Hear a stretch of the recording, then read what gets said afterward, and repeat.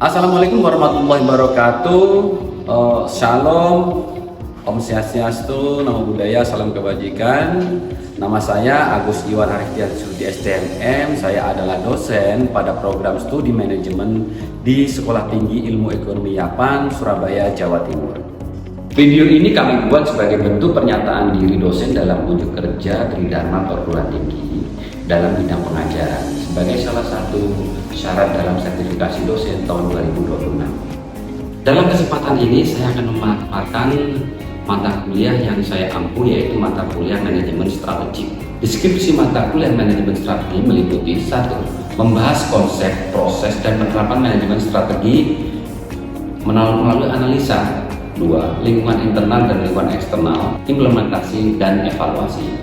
Dan yang ketiga, strategi organisasi dalam menghadapi dinamika persaingan bisnis secara berkelanjutan.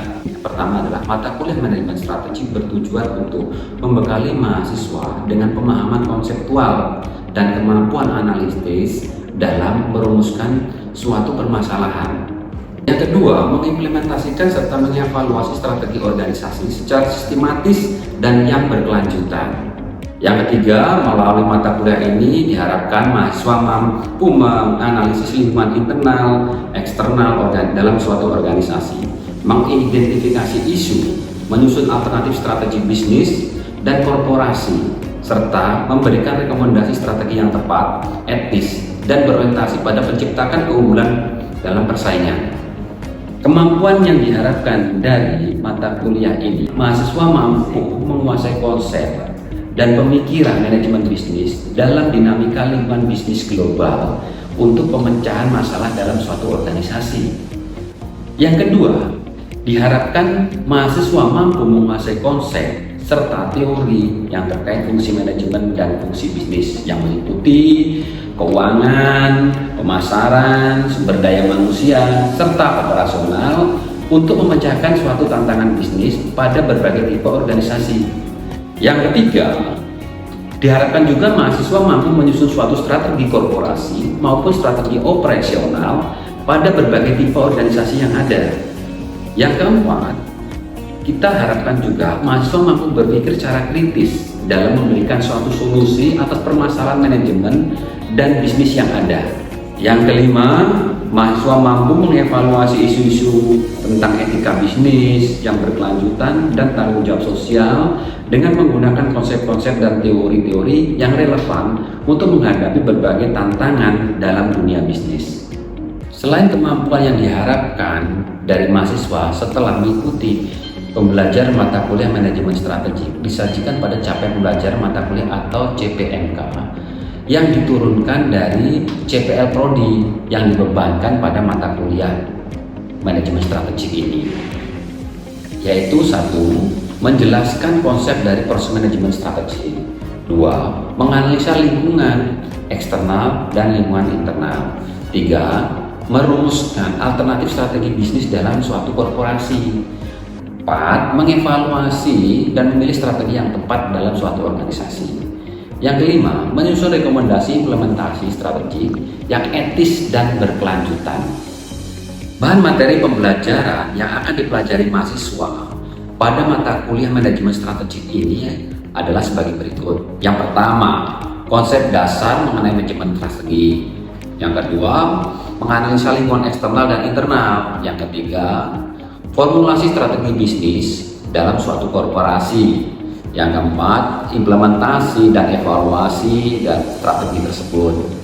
Sedangkan yang kelima, etika bisnis yang berkelanjutan.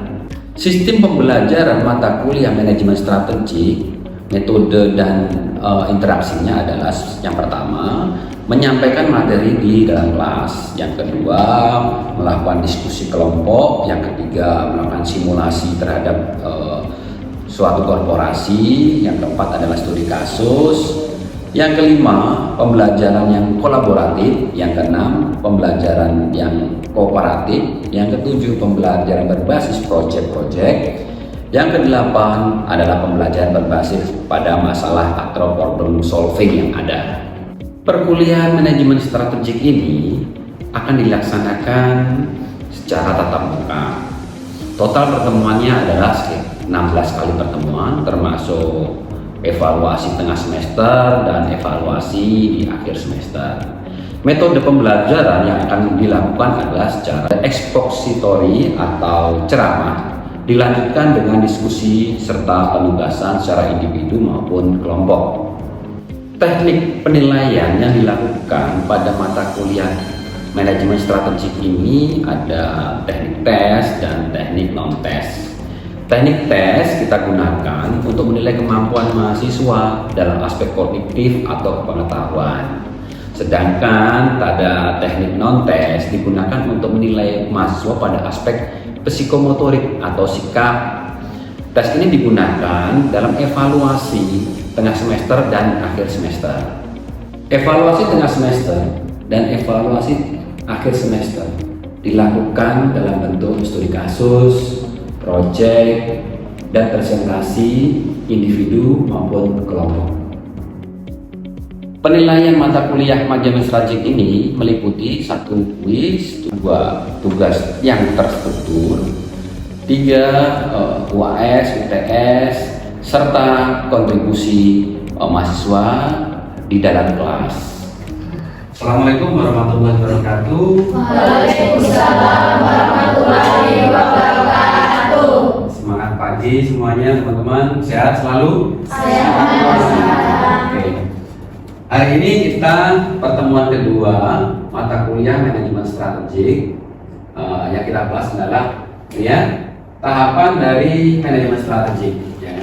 Pengertian manajemen strategik. Serangkaian keputusan manajerial yang menentukan kinerja jangka panjang perusahaan mencakup perumusan strategi formulasi, implementasi strategi, dan evaluasi dan pengendalian strategi. Ini pengertian secara umum. Jadi teman-teman, kalau di perusahaan itu ada namanya RJBP, rencana jangka panjang perusahaan, itu sekitar 5 sampai 10 tahun. Atau ada beberapa perusahaan yang mengimplementasikannya 3 sampai 5 tahun. Dan per tahunnya itu ada namanya RKAP, rencana kerja anggaran perusahaan. RKAP mengacu kemana? Mengacu ke RJBP. Oke ya, next. Dalam bahasan ini kita pertama adalah konsep manajemen strategi. Seperti apa sih konsepnya? Ini konsepnya ya. Karakteristik manajemen strategi. Yang pertama, berorientasi masa jangka panjang 10, 3, 5 tahun. Jadi mau diapain sih 10 tahun ke depan perusahaan ini? Orientasinya jangka panjang ya. Kalau jangka pendek tadi apa? RKAP, rencana kerja anggaran perusahaan 1 tahunan. Menyeluruh, melibatkan seluruh organisasi. Kenapa seperti itu? Karena manajemen strategik itu harus diikuti dan diimplementasikan mulai dari top level, direktur utama sampai stafnya paling bawah. Stafnya paling bawah OB sampai OB. Kok gitu Pak? Iya, memang harus begitu. Untuk kelangsungan perusahaan, kita harus mengimplementasikan mulai dari atas sampai bawah. Selanjutnya, dinamis dan adaptif. Nah, manajemen strategik itu harus dinamis terhadap perubahan. Contoh, tadi saya katakan RJBP yang jangka panjang, kita sudah punya rencana jangka panjang. Tapi di tengah jalan, ya kan, kondisi ekonomi kita tidak baik-baik saja. Apa yang harus kita lakukan? Kita akomodir, kita evaluasinya, targetnya kita rubah pakai RKAP. Oke, berfokus pada keunggulan kompetitif. Ya, kita fokus pada apa yang kita mampu, apa yang kita bisa, sehingga menimbulkan kemampuan untuk kita berdaya saing di luaran. Mengapa manajemen strategi itu penting, teman-teman sekalian? Yang pertama, membantu organisasi mengatasi perubahan. Organisasi itu akan mengalami perubahan dengan situasi yang ada. Organisasi bila tidak mengalami perubahan, contoh yang paling nyata adalah Nokia. Nah, Nokia mengatakan apa? CEO-nya Nokia, dia mengatakan kita itu tidak melakukan kesalahan apa-apa, tapi kok kita bubar? Karena apa? Karena Anda tidak melakukan perubahan. memberikan arah dan tujuan yang jelas. Kita mau kemana, kita akan kemana, ya. Arahnya nanti kalau di perusahaan ada visi misi dan sebagainya. Selanjutnya meningkatkan koordinasi antar bagian. Tadi kalau di sini menyeluruh, ya, menyeluruh melibatkan koordinasi, maka penting untuk meningkatkan koordinasi antar bagian, antar bidang. Membantu alokasi sumber daya yang efisien. Manajemen strategik akan mengefisienkan SDM. Kalau teman-teman nanti di mata kuliah SDM ada the right man in the right place. Tempatkanlah orang itu pada porsinya, pada tempatnya. Kebanyakan kita itu serahkan the right man in the wrong place. Salah tempat. Orangnya pinter, terus punya dedikasi, punya pengetahuan yang bagus, tapi tempatnya salah. Ya kan? Tempatnya salah, akhirnya apa? Dia tidak produktif. Dengan penerapan manajemen strategi yang benar, maka kita mempunyai pijakan untuk bersaing dengan persaingan di luaran. Selanjutnya kita berbicara mengenai proses manajemen strategi. Prosesnya seperti apa sih? Nah, ini prosesnya. Yang pertama, kita harus menganalisa lingkungan, enviro, scanning enviro, menganalisa lingkungan. Lingkungan seperti apa? Ada dua lingkungan yang pasti kan, lingkungan eksternal sama lingkungan internal. Oke. Yang kedua, merumuskan strategi. Ketika kita sudah tahu lingkungan eksternal kita seperti apa, lingkungan internal kita seperti apa, kita baru merumuskan strateginya. Strateginya apa? Apakah kita harus defensif, apa kita ofensif, atau kita hanya follow? Nah, hanya follow leader aja, follow aja dah, ya kan? Maka kita tetap bisa eksistensi di pasar.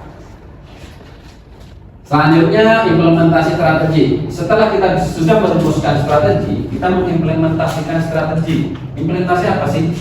Menjalankan strategi yang sudah kita buat, ya kan? Sebaik-baiknya perencanaan adalah perencanaan yang Anda lakukan, ya kan? Setelah itu, setelah implementasi strategi yang kita laksanakan, kita mengevaluasi dan mengendalikan. Ya, kita evaluasi strategi kita yang sudah kita laksanakan itu hasilnya seperti apa? Apakah hasilnya bagus atau hasilnya jelek?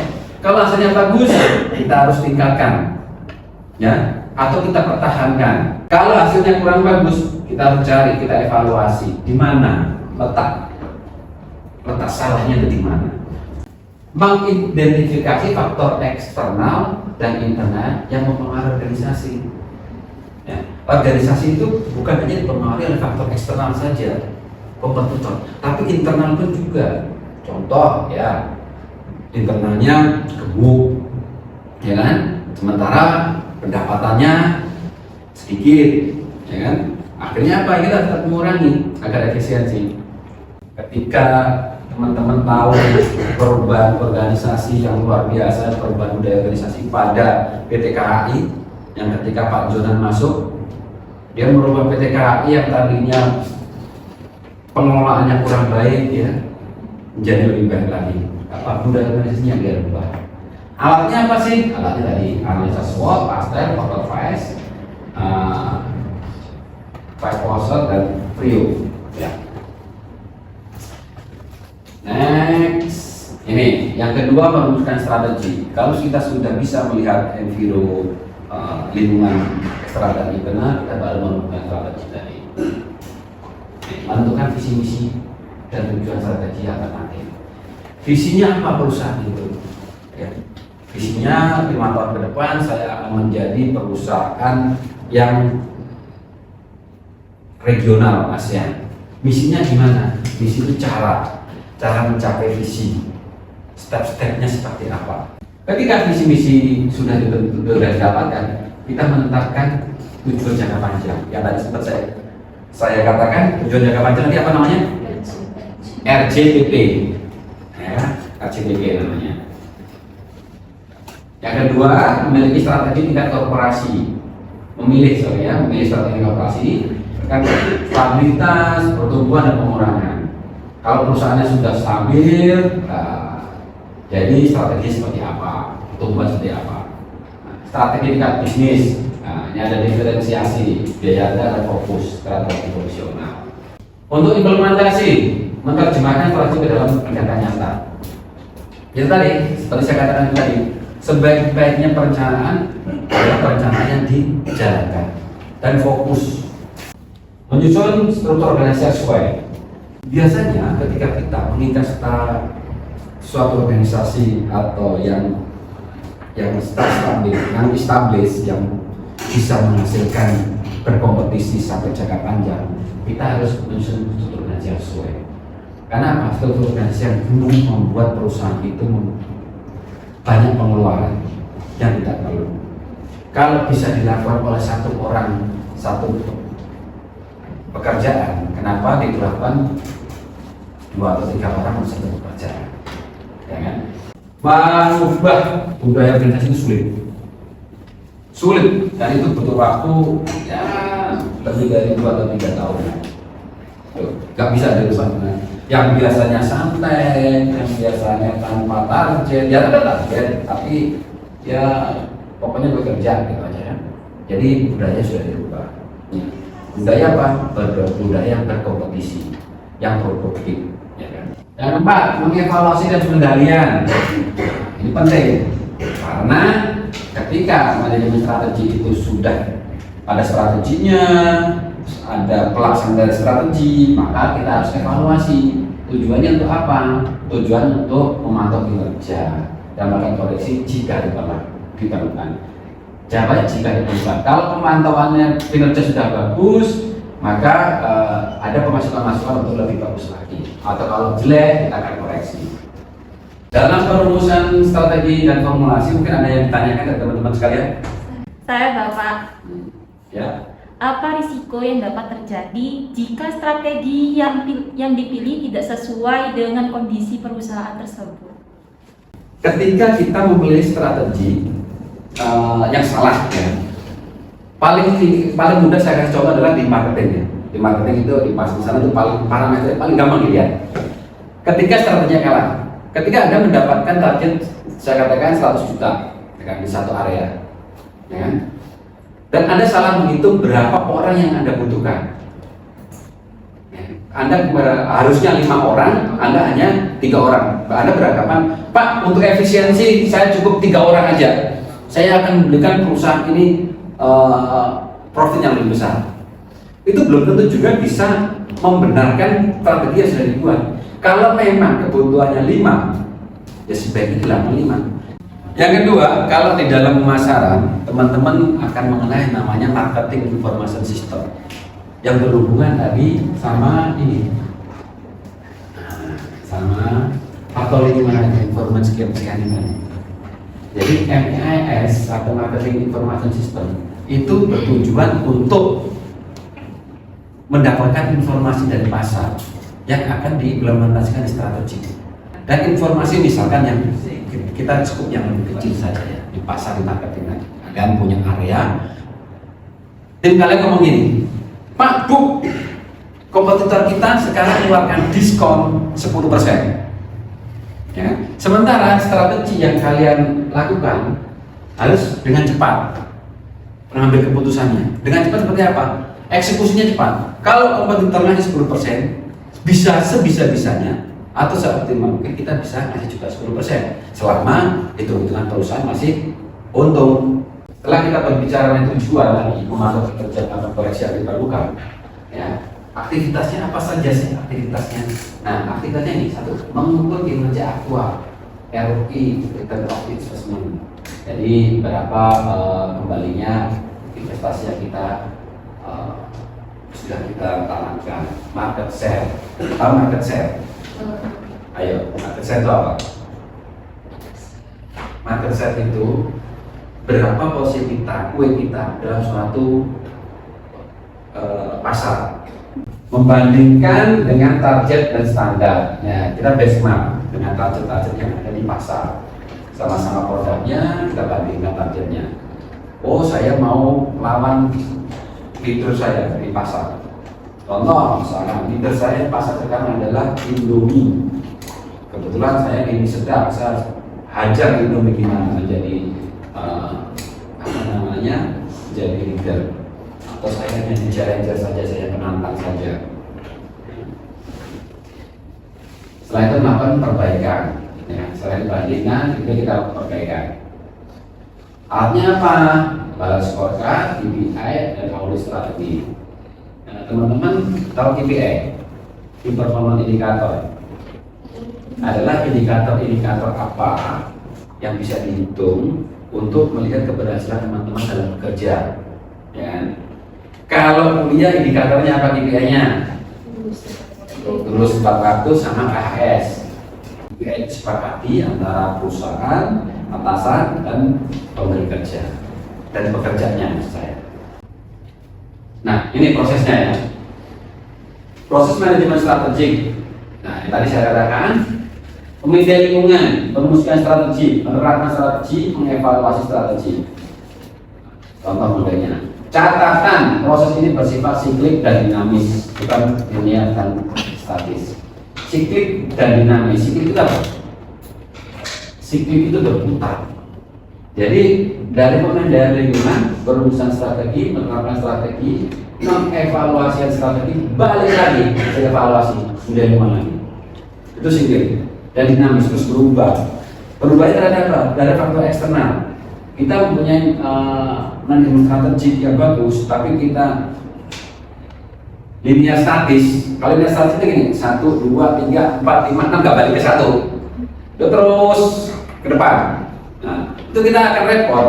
Jadi kita kayak kacamata kuda, jadi kita nggak mau lihat kiri kanan kejadian yang akan terjadi seperti apa. Ya, Pak sini jadi manajemen strategi apa? Ini. Setelah hasil evaluasi, kita pilih lagi. Kita mulai bicara apa? Seperti itu. Nggak capek. Ya, memang aturannya seperti ini. Kalau kita tidak mau melakukan ini, yang terjadi apa? Kita dikenalkan seperti Nokia, seperti Sony, ya kan? Itu banyak yang hilang. Berdiskusi sama teman-teman. Kita ada kasus nih, terus baru yaitu ini ya. PT Maju Jaya adalah perusahaan retail swalayan yang telah beroperasi selama 15 tahun. Saat ini mereka menghadapi penurunan omset jualan karena ini munculnya belanja online, perubahan perilaku konsumen yang lebih suka berbelanja secara praktis. Ya, toko fisik terus naik ya, karena sewa. Jadi Maju Jaya setelah 15 tahun mereka mengalami penurunan jualan. Visinya sebenarnya PT Maju Jaya menjadi pusat belanja nomor 1 di Indonesia, terpercaya dan inovatif. Misinya memberikan pengalaman belanja mengenakan dengan harga terjangkau dan produk berkualitas. Jadi sekarang belanja itu bukan hanya belanja saja, tapi memberikan eksperimen dalam belanja. Nanti agar bisa eksperimen itu ditularkan sama orang lain agar orang juga mau belanja ke PT Maju Jaya. Oke, analisa SWOT-nya, data internalnya ini. Muatan, lokasinya udah strategis banget di kota ya. Brand awareness-nya tinggi. Tahu brand awareness? Brand awareness adalah brandnya buat di otak kita ya. Nah, dan brandnya tinggi, loyalitas pelanggannya juga lama, udah lama nih. Kelemahannya, nah ini minimnya platform online, sistem manajemen persediaan yang kurang efisien, SDM kurang kualitas di teknologi. Biasanya ini apa? SDM kurang kualitas teknologi. Biasanya adalah orang Papua, kayak saya ini ya. Terus data eksternalnya ini peluang pertumbuhan pengguna internet dan belanja HFD kemitraan dengan layanan kurir. Ancamannya persaingan ketat e-commerce, Tokopedia, Shopee, inflasi regulasi ketat, data pelanggan. Karena data pelanggan itu regulasinya juga nggak boleh main karena itu data privasi ya, dilindungi undang-undang. Faktor yang paling kritis untuk segera ditangani apa? Berdasarkan tadi ketika kita ada scanning faktor internal sama eksternal, kelemahan dan kekuatannya tadi. Nah teman-teman, apa? E-commerce karena PT Maju Jaya Retail itu kurang di e-commerce-nya tersendiri tadi. Nah, kalau kalau PT Maju Jaya tersebut gak menggunakan e-commerce, maka dia tertinggal dengan itu teknologi zaman sekarang. Diperlukan secara dalam waktu dekat mempunyai platform online dan punya e-commerce. Sistem manajemen persediaan yang kurang efisien. Kalau persediaan yang kurang efisien itu berarti teman-teman udah tahu namanya persediaan FIFO, first in first out, last in last out. Contoh, kalau sekarang 17-an, benar-benar kan 17 Agustus, ya kan? Baju apa yang paling laku? Merah putih. Baju yang warnanya merah pasti udah laku. Jalan aja itu ke Matahari. Atau belanjanya pakai kris atau pakai ya kopi dan sebagainya. Nah sekarang juga namanya cash.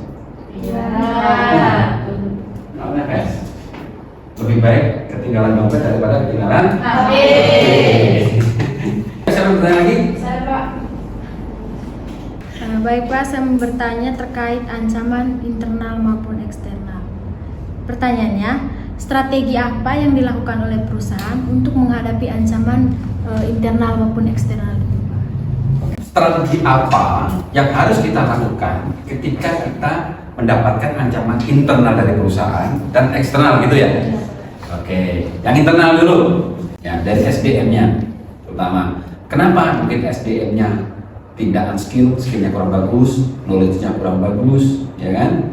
Atau SDM-nya sudah tua-tua, jadi skillnya kurang bisa ditingkatkan. Strategi pertama adalah restrukturisasi. Kalau masuk itu, organisasinya gemuk, SDM-nya banyak, susah dibina. Kalau susah dibina, sebaiknya kita binasakan. Tapi nggak seperti itu di perusahaan. Jadi kita lakukan restrukturisasi, kita kasih dia tantangan. Kalau memang bisa dibina, maka kita sekolahkan dia. Sekolahkan bukan sekolah yang kampus, enggak. Kita upscaling, skillnya kita up. Kita tambahin apa dengan khusus. Misalkan dia bagian input di data di IT, kita khususkan dia di IT, kita tambahkan knowledge-nya. Gitu. Kalau di internal lebih ke SDM, lebih ke supply chain. Kalau eksternal itu justru lebih mudah. Karena apa? Tampak di luar, ya kan? Tampak di luar. Kita mau ngapain dia? Kita mau ngapain dia? Kantor eksternal. Misalkan kompetitor kita melakukan ini, kita kantornya seperti ini. Oh, kompetitor kita melakukan ini, kita kantornya seperti ini. Yang susah justru adalah ancaman dari internal. Itu yang susah. Ya, seperti kita melihat diri kita sendiri kan agak susah. Yang kelihatannya baik-baik aja, yang jeleknya kita susah akan melihat. Nah, makanya dalam satu perusahaan itu ada namanya internal audit, ada yang namanya KPI, ya kan? Ada yang namanya balance scorecard. Yang itu apa? Itu untuk mengukur permasalahan-permasalahan dari internal. Kalau KPI berarti ketika indikator produktivitas Anda jelek, maka Anda dapat peringatan. Sebelum mengakhiri pertemuan hari ini tentang konsep dari tahapan manajemen strategik, kalian saya berikan tugas individu ya. Jadi tugas individunya cari satu perusahaan nasional dan internasional yang pernah melakukan perubahan strategi dalam atau terakhir. Ya, buat dirangkum dalam satu halaman ya. Tulis nama perusahaan, latar belakangnya seperti apa, strategi lama dan alasan perubahannya, proses manajemen strategi yang dilakukan, analisa, formulasi, implementasi dan evaluasi. Kalian boleh cari di mana aja, di media online boleh, ya kan? Perusahaannya juga banyak. Kalau saya kasih contoh, salah satu saja PT KAI, ya kan? Itu perubahannya luar biasa bagus dengan leadership yang bagus dari mantan Direktur PKI Pak Ignatius Jonan sampai sekarang PT KAI berjalan dengan bagus. Mungkin itu saja pertemuan hari ini. Ada kurang lebihnya saya mohon maaf. Kita bertemu lagi minggu depan dalam suasana yang lebih hidup lagi ya. Assalamualaikum warahmatullahi wabarakatuh.